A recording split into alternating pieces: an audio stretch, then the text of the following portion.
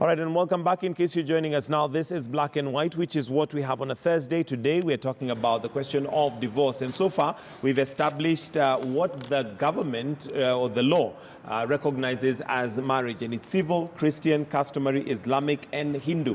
We'll come to the legal side of it in just a bit. But let me come to you, Elsie, and the question of, and again, our entry point was the case that we're seeing in the papers right now.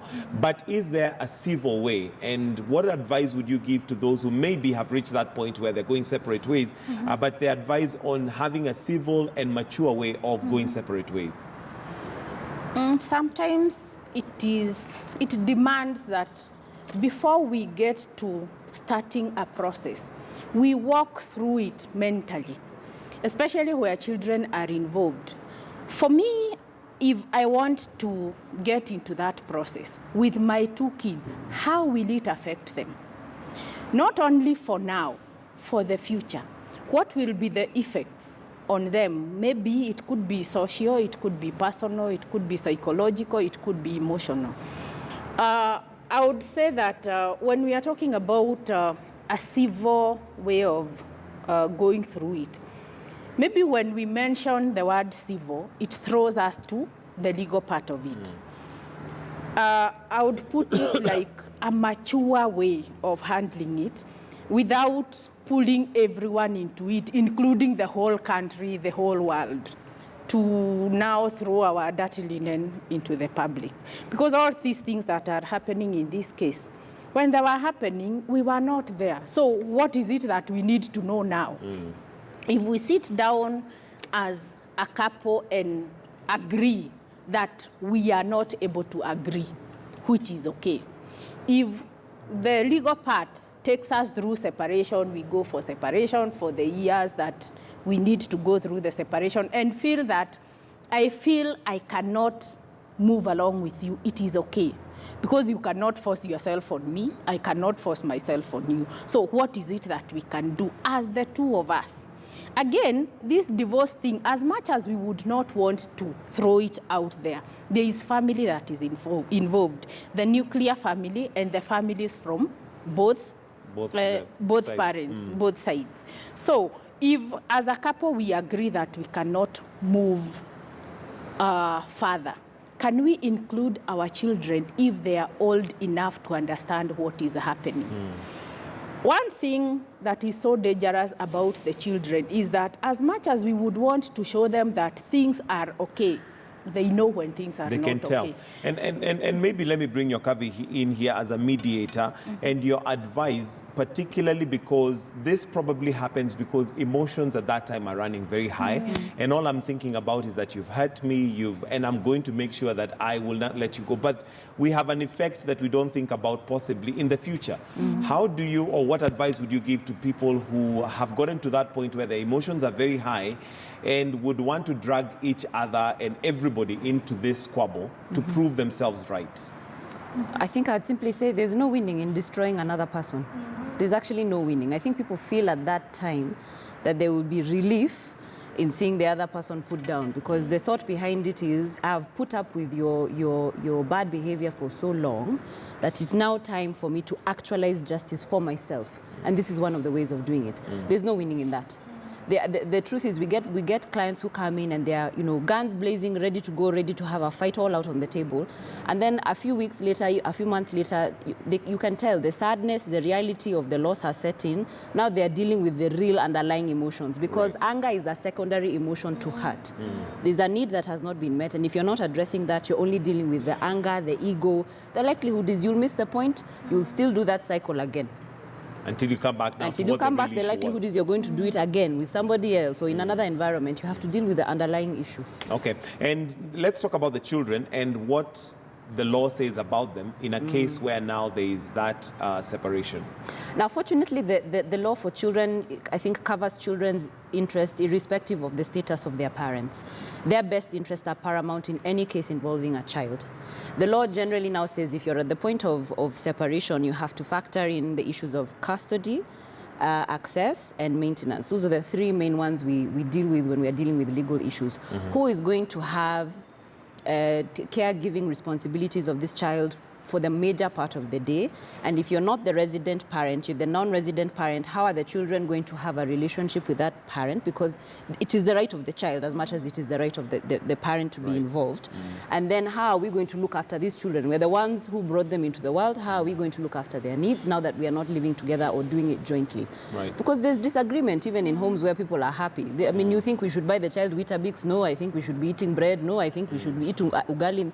Even there's disparity. Right. The question is, now that you've reached the point where you're separating at the level of marriage, how do we make sure that the children's needs are still met as close to what we had during marriage as possible? And what happens in cases where, even if all along there's been parents who've agreed this is our child, and maybe at the point of divorce, for instance, the man says, by the way, This is not my child. Yes, it happens, unfortunately, a lot.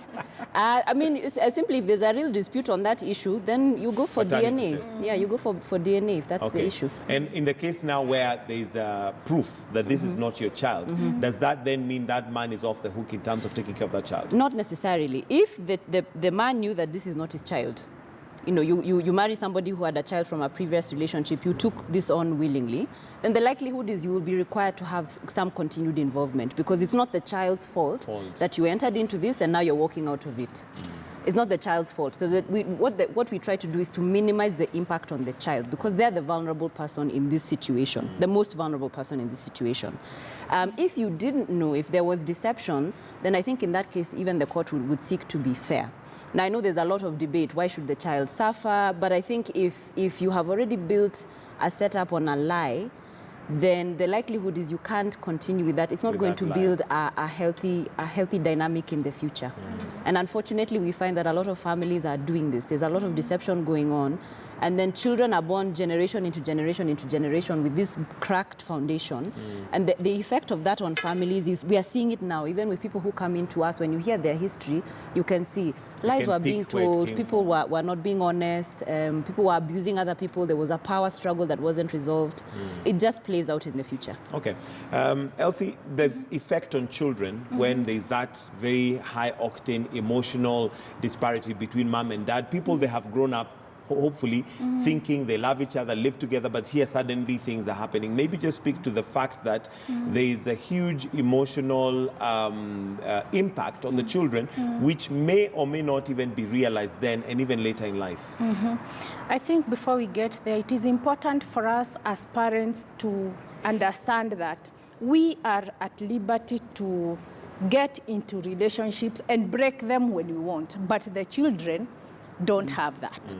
Because now, if we break our relationship, where will these children go? They don't know any other home. Meaning, the first emotional effect on these children is insecurity.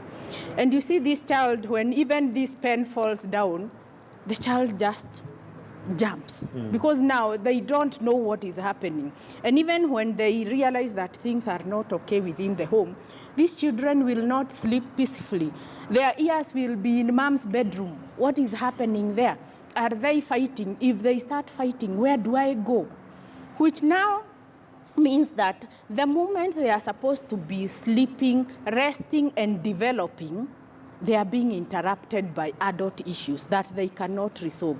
This insecurity will grow with them up to adulthood and beyond, which may affect their future relationships.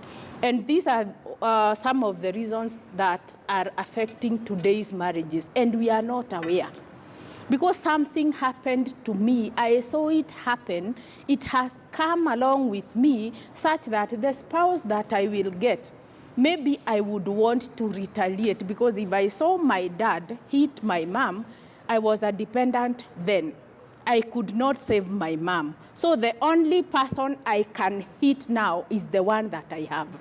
And fights now start developing unconsciously. And that is why I said it is very important to be aware of who you are and why. And why? Yeah. Okay, let me come to you, Nyokavi. And there's a question of property division. Two things. One, are we at a point where in Kenya we say if the law proves that you're spouses, then you go 50-50? That's one. And two, the children.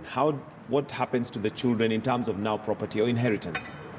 I think the rights of children when it comes to inheritance, generally they're not affected. As I had told you, before, the law tries to take children separately because they are not involved in, even when the parents are not married, their rights generally remain the same. The same. So I think they have that advantage in law, which is necessary because as Elsie has said, they didn't have an option. They didn't ask for this, they didn't choose this.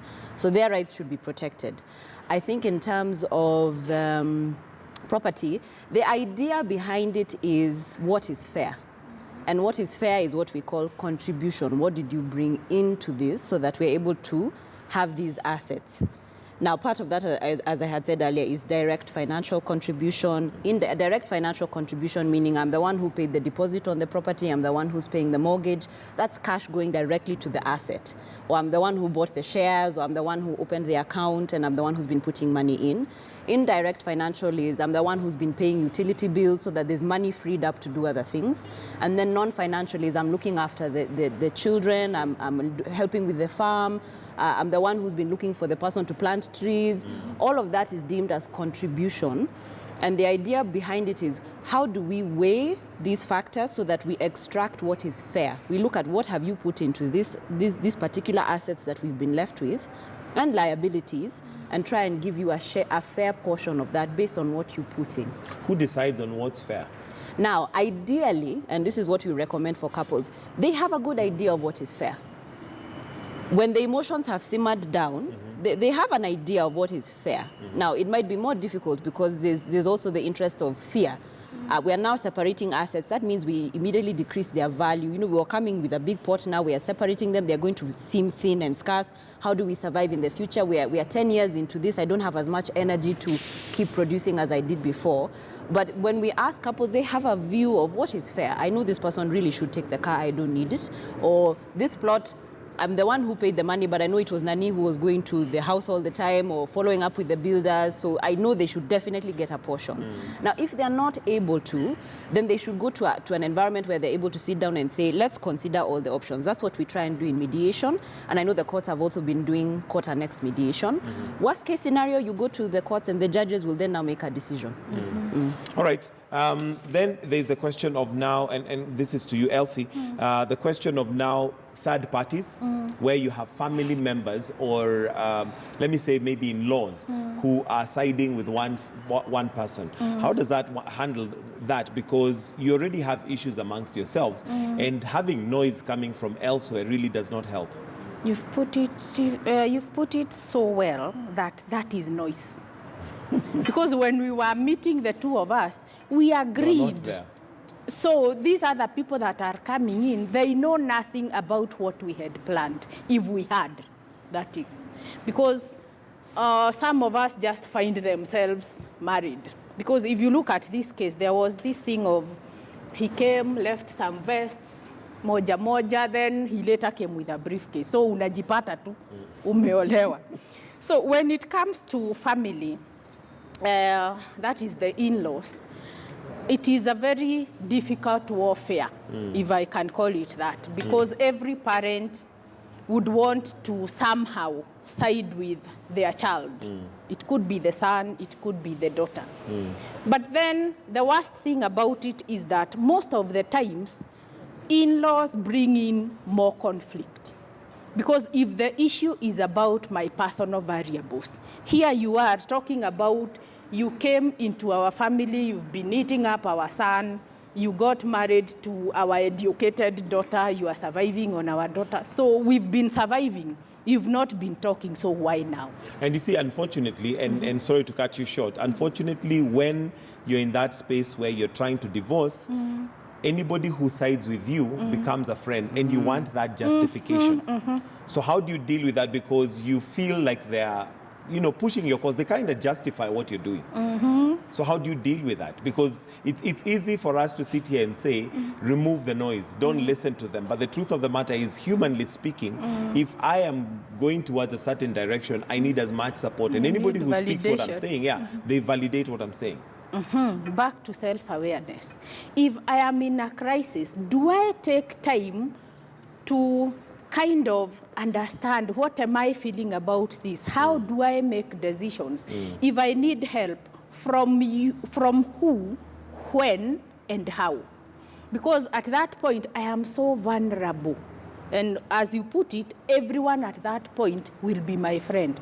So what is their contribution? This is a time when we need to be very careful, because many of the divorces that happen are not informed by the two. It is the noise that overwhelms the situation. You cannot handle both families, especially if the extended family is there, uncles, aunties, nieces, and everyone. If you are alone to make a decision and 100 people are contributing, so which one do you take? You just say, iende vile itaenda, and it just goes like that. Okay. Nyokavi, something that many of us don't like to talk about is the will. And whereas divorce, in terms of divorce, that may not be the priority at that time. How important is a will in that case? Because anything could happen. I think a will is very important in this case. In a case where there's a happy marriage, it just is an important document. Essentially what a will is saying is, I am dealing with the reality that I will die. I mean, I think we refuse to write them. I wonder who imagines here that I'm resurrecting. Who imagines this is not going to happen? It is going to happen. It is the one thing we are sure of, death and taxes. That one you're sure of. So you might as well have your intentions clear from the outset, what you would like, because you don't know when you're going to die. And then I think the addition to that is people wonder, well, but what if I do this, or what if later I do this? You have an option to change your will, to amend it, to put a codicil if you want. I think there's only benefit in doing one, because then you create peace. You anticipate that this is going to happen, and there's likely to be confusion about what was to happen with your assets. Put that on record in advance. It helps the people who are left behind. They're grieving, they're confused, they're stretched by what has happened. If you have a will, then you anticipate that they then don't have the full burden of having to think through all those things on their own. Yeah. All right, and I want to get your closing comments as I invite Trix to come and join us, as we are just about to wind up the show. So let me start with you, Elsie. Maybe just words of advice from what we've talked about now. What would you advise anybody who maybe has reached that point where they feel divorce is not an option, but we have to go for it? As Trix joins us. I would advocate for, as we have said a few minutes ago, look for a mature way of handling it, not throwing it all over. Yeah. Okay. I think for mine it would be to say to couples in general, get good help early. You are going to fight, it's given. So make sure you have something in place to know how to deal with that when it comes. Isn't that like preparing for divorce? I mean, no, it's not. Every couple will conflict. It's like the death. It is inevitable that two different people will fight. So, make sure you have something in place to know how to deal with these fights before they come. Before they come. Yeah. All right, Trix, did you have anything maybe you wanted to clarify? I just love the clarification that she made, that a lot of people do actually believe that after living with someone for 6 months, you're married to them. We hear it a lot. was a huge debate, but it wasn't official. So guys. It's not law. It's not law, unfortunately. No, it's not. All right, thank you very much, Elsie Mwangi, who's a marriage and family therapist, and Mweni Nyokavi, who's from Musimi and Company Advocates, but also an advocate and certified mediator. Thank you for joining us this morning on Black and White. And that's where we wind up the show. And from me, Michael Gitonga, thank you for watching, and I take this opportunity to wish you all a fantastic day. Now I'm Trix Ngado. Have a brilliant and productive day.